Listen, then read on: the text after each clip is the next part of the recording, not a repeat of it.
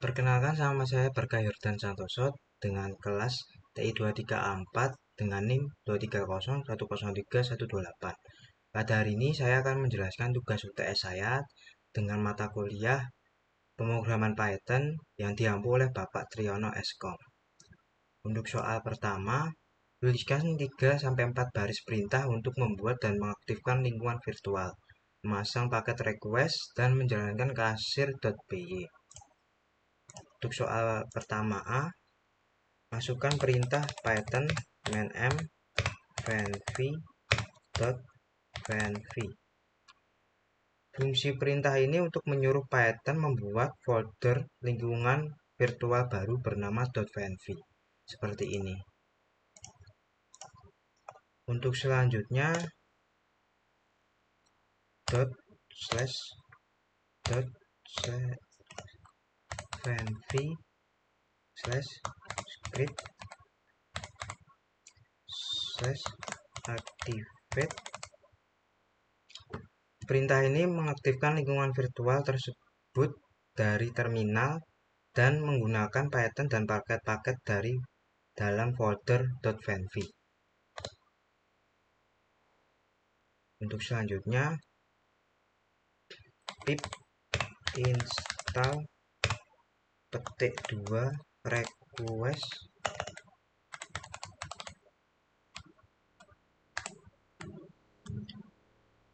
sama dengan 2 titik bintang petik 2.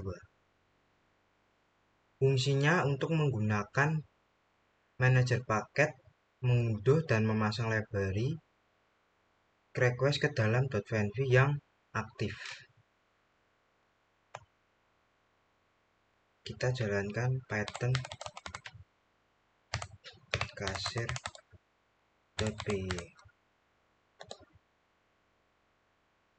seperti ini.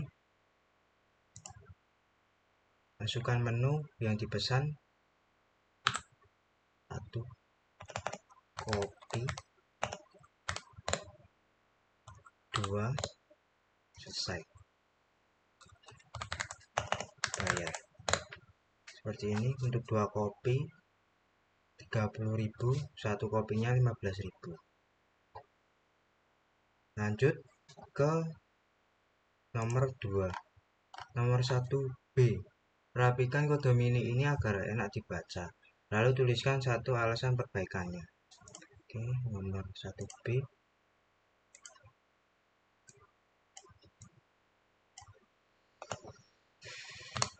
Read sama dengan 1.1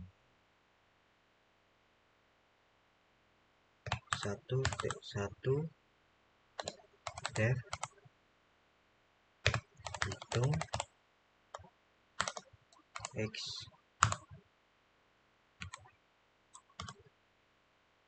titik 2 return x bintang read.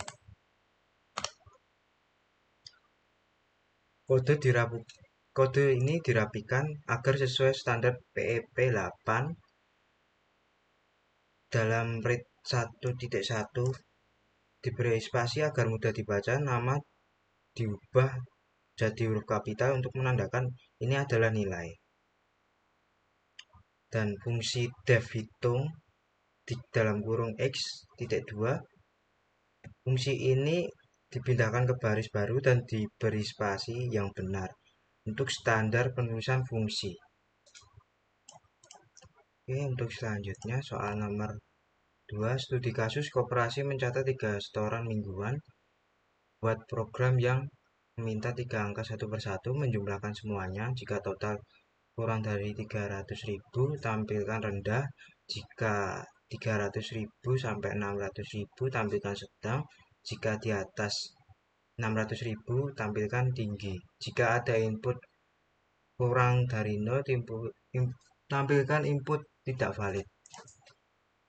Oke, untuk nomor 2 seperti ini kodenya.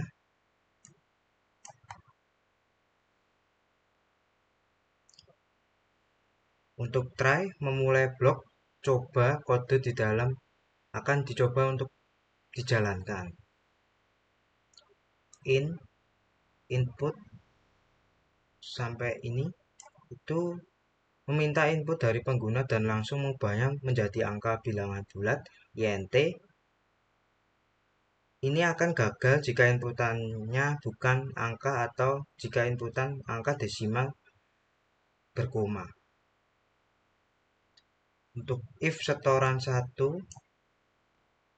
kurang dari 0, ini adalah validasi. Kode mengecek apakah ada angka yang negatif atau 0. Jika ya, program mencetak error dan tidak melanjutkan perhitungan. Else, blok ini hanya berjalan jika if di atas salah, artinya semua angka valid. Total setoran sama dengan untuk melakukan perhitungan aritmatika, penjumlahan dari setoran 1 tambah setoran 2 tambah setoran 3. Printf total setoran Anda RP dalam kurung total underscore setoran titik 2 koma itu untuk mencetak hasil menggunakan f-string total underscore setoran dengan menggunakan tanda khusus seperti koma dalam kurung berfungsi untuk menambahkan pemisah ribuan. If, elif, else, ini adalah blok percabangan. Kode yang akan mengecek kondisi satu persatu dari atas ke bawah untuk menentukan kategori tinggi, sedang, atau rendah. Seperti ini. If totalan underscore setoran di atas 600.000 tinggi. Di atas 300 sampai 600 itu sedang. Jika di bawah 300.000 maka akan tampil rendah kategorinya. Untuk selanjutnya accept value error itu untuk jaring pengaman. Jika di dalam try gagal, misal pengguna mengetik ABC atau 500.5, program akan melompat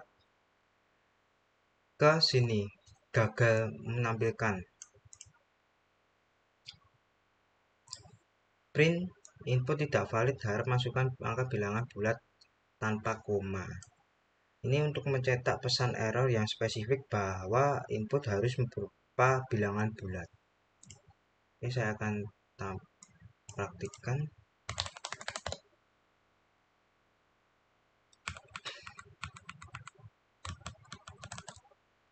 Python 2.py.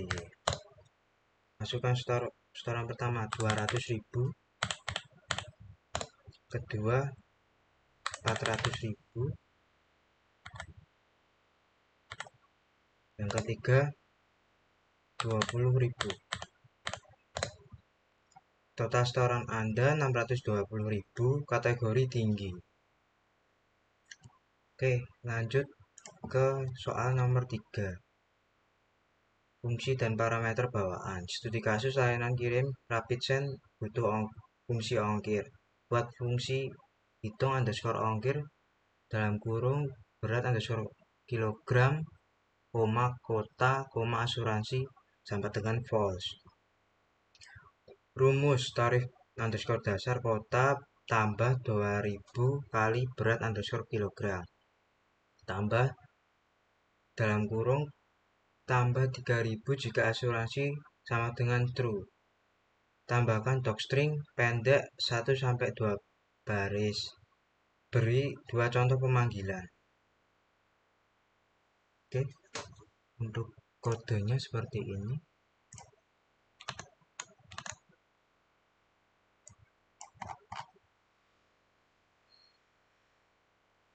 Tarif underscore dasar underscore kota sama dengan ini adalah dictionary.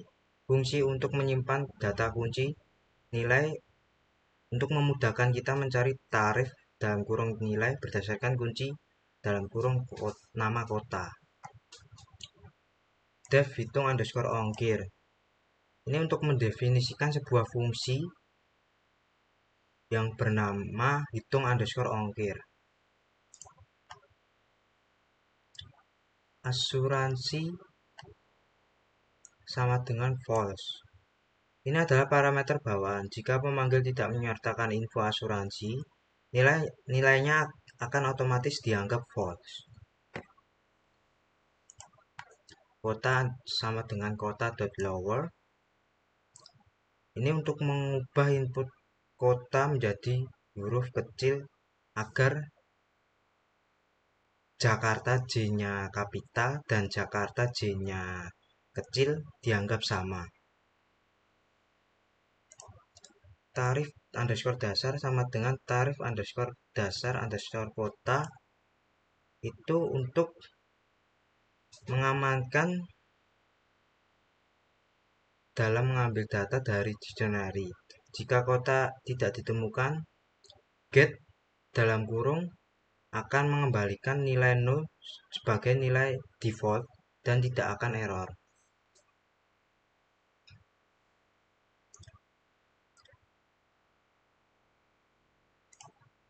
Biaya asuransi sama dengan 3000 if asuransi else 0. Ini adalah operator ternary.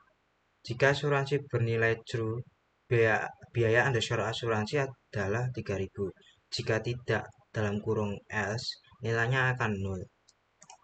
Biaya underscore berat sama dengan 2000 kali berat kilogram untuk menghitung total dari berat kali jasanya atau ongkirnya. Selanjutnya return total underscore ongkir. Ini untuk memberikan hasil perhitungan kembali kepada siapa saja yang memanggil fungsi ini. Untuk hasilnya total underscore ongkir, tarif underscore dasar, tambah biaya underscore berat, tambah biaya underscore asuransi. Ini untuk menghitung semuanya. Untuk contoh pertama, pengiriman 2,5 kilo ke Jakarta tanpa asuransi. Untuk contoh kedua, pengiriman 5 kg ke Surabaya dengan asuransi. Oke, saya akan coba.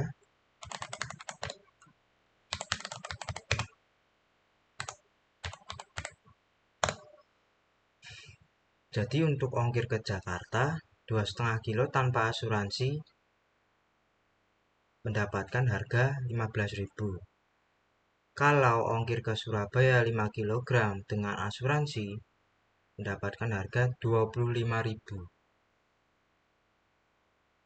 Untuk selanjutnya soal keempat yaitu data jadwal dengan list atau dik. Studi kasus, Prodi ingin menampilkan jadwal per hari. Lengkapi fungsi jadwal underscore hari dalam kurung hari dan tulis satu kalimat penjelasan bahwa pencarian mengecek satu persatu isi list. Oke, nomor 4.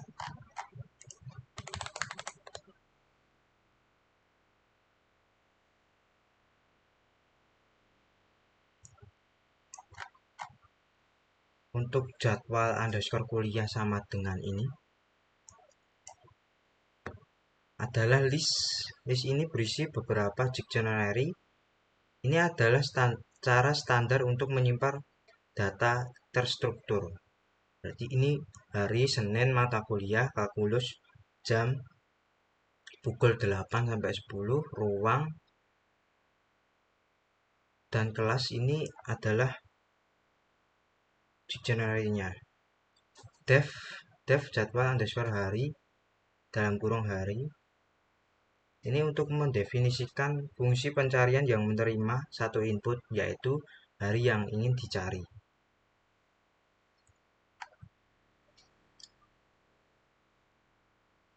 Jadwal underscore ditemukan. Ini untuk membuat sebuah list kosong baru untuk menampung hasil pencarian. For jadwal in jadwal underscore kuliah D2 Ini adalah perulangan. Kode ini akan mengunjungi setiap dictionary dalam kurung jadwal dalam list jadwal underscore kuliah satu per satu. Jadwal underscore ditemukan. Jika cocok, dictionary jadwal tersebut dimasukkan ke dalam list jadwal underscore ditemukan. If not jadwal underscore ditemukan. Setelah perulangan selesai, kode ini mengecek apakah list jadwal underscore ditemukan masih kosong. Jika ya, berarti tidak ada hasil atau tidak ada jadwal untuk hari ini. Untuk else, jika listnya berisi suatu kode, akan melakukan perulangan lagi. Tapi kali ini hanya pada list jadwal underscore ditemukan untuk mencetak hasilnya satu persatu.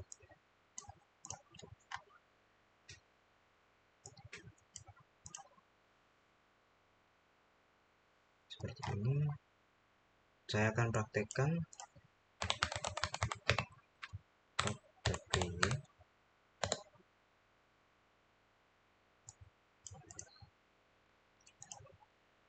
Untuk jadwal saya pilih hari Rabu. Apakah ada? Sistem informasi jadwal kuliah. Masukkan nama hari untuk melihat jadwal. Di hari Rabu akan muncul mata kuliah pemrograman Python pada jam 1 sampai jam 3 di ruangan lab 1. Untuk mata kuliah kecerdasan buatan di jam 8 sampai jam 10 ruangan D.3.2. Untuk selanjutnya nomor 5. Studi kasus sekretaris sekelas merekap kehadiran UTS. Buat script yang membuat folder data. Jika sudah ada, lanjut. Menulis CSV data atau presensi.csv berisi 3 baris. Name, nama, hadir underscore UTS. Membaca kembali CSV, hitung total hadir presentasi, lalu simpan ke JSON data slash ringkasan .json. Lindungi baca atau tulis dengan try atau except untuk menampilkan pesan jika gagal. Tambahkan logging sederhana, info saat mulai dan sukses, error saat gagal. Ini soal nomor 5 menggunakan untuk file CSV atau JSON plus try atau except plus logging sederhana. Untuk pemrogramannya seperti ini.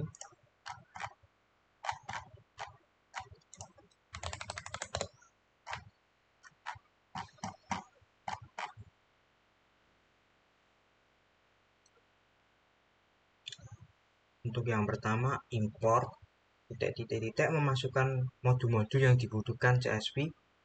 Untuk file CSV, JSON untuk file JSON, logging untuk mencatat aktivitas, dan path untuk mengelola folder atau file. Seperti ini. Logging.basic config.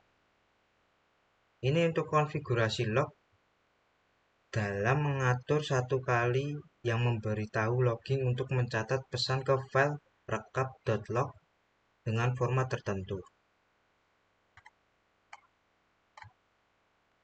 Untuk try, memulai blok coba untuk melindungi semua operasi file yang rentan gagal. Untuk data underscore folder sama dengan path data. Untuk membuat objek path yang mempresentasikan folder petik 2 data, ini lebih aman daripada menggunakan string biasa. Logging.info mencatat pesan status ke file log atau rekap.log. Selanjutnya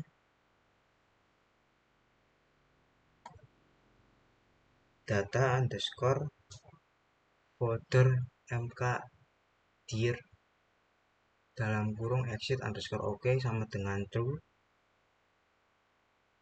Itu untuk perintah membuat folder exit underscore OK sama dengan true, mencegah program crash jika folder tersebut sudah ada.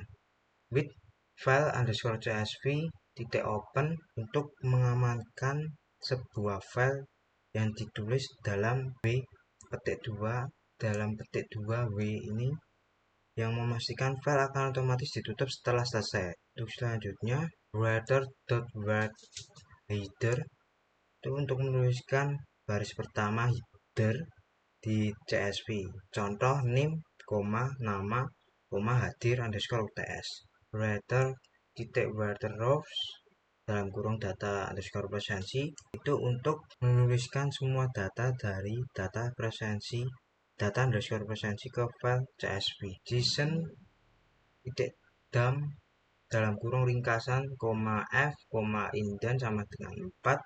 Ini untuk perintah membuang dump dari dictionary ringkasan ke file f, indent sama dengan 4, membuat rapi, exception SE untuk jaring pengaman yang menangkap apapun jenis error yang mungkin terjadi di dalam try. Logging.error ini untuk mencatat pesan kegagalan ke file log lengkap dengan pesan error. If underscore name underscore sama dengan petik 2 underscore main underscore petik 2. Ini adalah blok standar Python untuk yang ada di dalamnya hanya akan berjalan jika file ini dieksekusi sebagai script utamanya. Rekap underscore kehadiran underscore UTS memanggil fungsi utama untuk menjalankan seluruh proses. Mari saya coba.